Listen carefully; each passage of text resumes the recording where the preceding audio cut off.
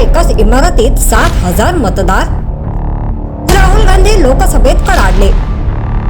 महाराष्ट्र विधानसभा निवडणुकीच्या निकालावर संशय. राष्ट्रपतींच्या अभिभाषणाच्या अभिनंदनाच्या प्रस्तावावर आज लोकसभेत चर्चा होत आहे. चर्चेमध्ये विरोधी पक्षनेते राहुल गांधी यांनी राष्ट्रपतींच्या भाषणात नवे काहीच नव्हते, बेरोजगाराचा मुद्दा नव्हता असे म्हटले. राहुल गांधींनी महाराष्ट्र विधानसभा निवडणुकीमध्ये मतदारांच्या वाढलेल्या संख्येबाबत प्रश्न देखील उपस्थित केला. राहुल गांधी म्हणाले, लोकसभेमध्ये इंडिया आघाडीला चांगलं यश मिळालं, पण महाराष्ट्र विधानसभा निवडणुकीत हिमाचलची जेवढी लोकसंख्या आहे तेवढे 70 लाख तेवढे मतदार महाराष्ट्र विधानसभा निवडणुकीत अवघ्या 5 महिन्यात वाढले. 5 वर्षात जेवढी नोंद झाली नाही तेवढी अवघ्या 5 महिन्यात झाली आहे.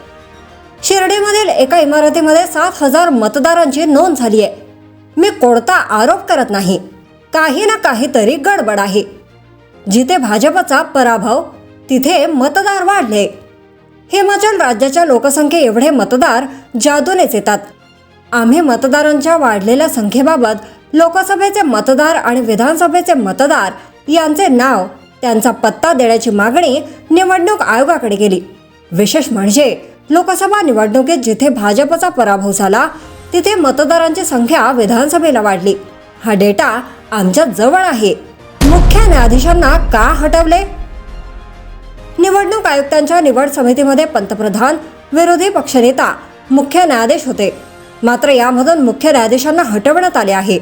न्यायाधीशांना का हटवले असा प्रश्न राहुल गांधी यांनी विचारला. राहुल गांधींच्या भाषणात अडथळे.